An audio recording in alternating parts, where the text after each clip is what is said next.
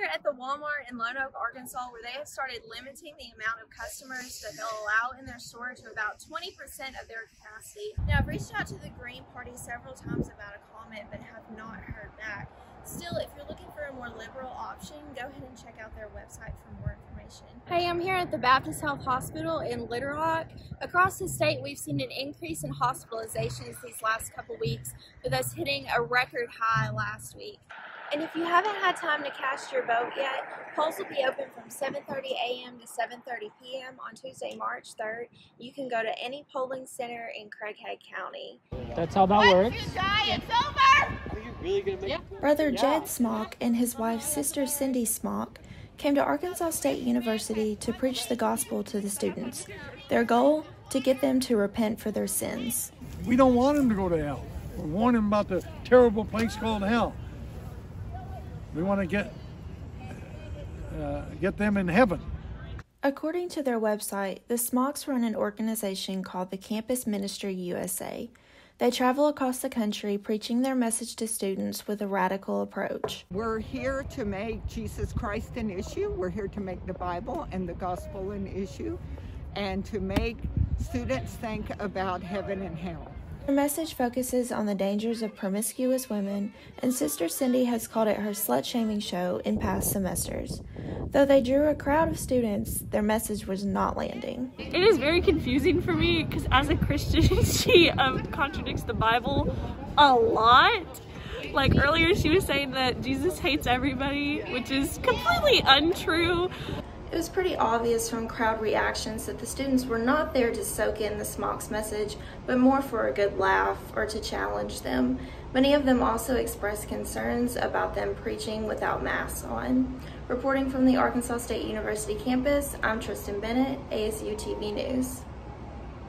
For the past 72 years, the Jonesboro Christmas Parade started through the downtown streets with the Jonesboro Jaycees directing it for the past 40 of those years.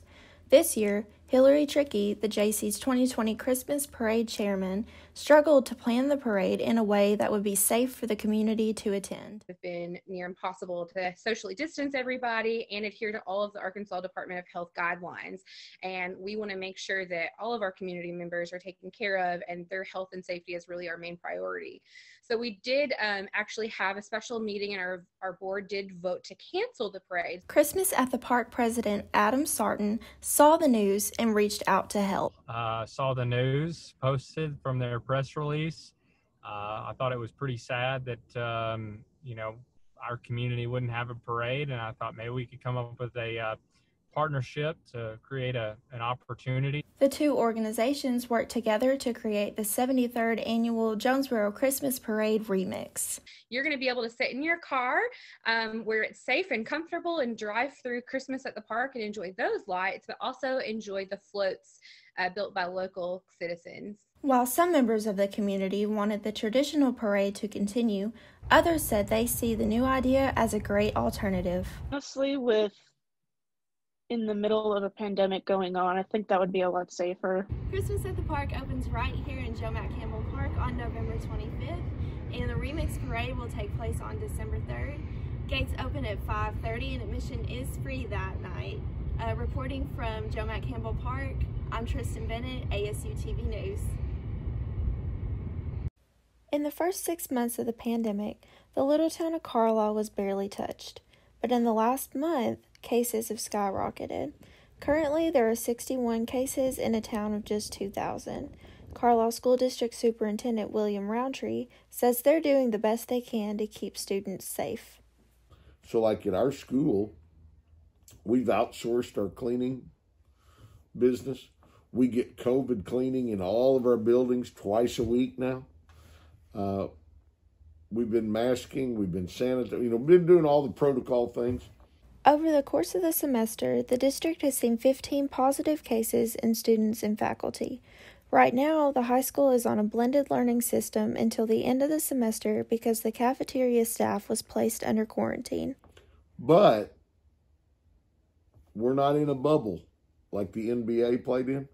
So when people are out and about in other places, you don't know. With the blended learning system, most of the high school students are now learning online, which is a challenge for some learners. Well, I would give credit to my kids. Both of them are pretty disciplined, but I can tell you that my youngest prefers to be in the presence of a teacher. That a lot of the work online is kind of just presented. It's not really taught, and he really needs a teacher. Because online learning does not work for every student, the school is experiencing a higher failure rate than in most years. Even though the high school is operating under blended learning, the doors are open for students who need extra help. And that's all we've done over the last week is just try to get our virtual kids and kids that aren't showing up to school to campus so they're not failing their classes. Even still, Superintendent Roundtree feels his team has been successful this year. By and large, I think we've been fortunate. You know, I look around the state of Arkansas, and there's other districts that have had much higher numbers. Most of the students at Carlisle High School are learning virtually right now, but Superintendent Roundtree expects most of them to be back for the spring semester. Reporting from Carlisle High School, I'm Tristan Bennett, ASU TV News.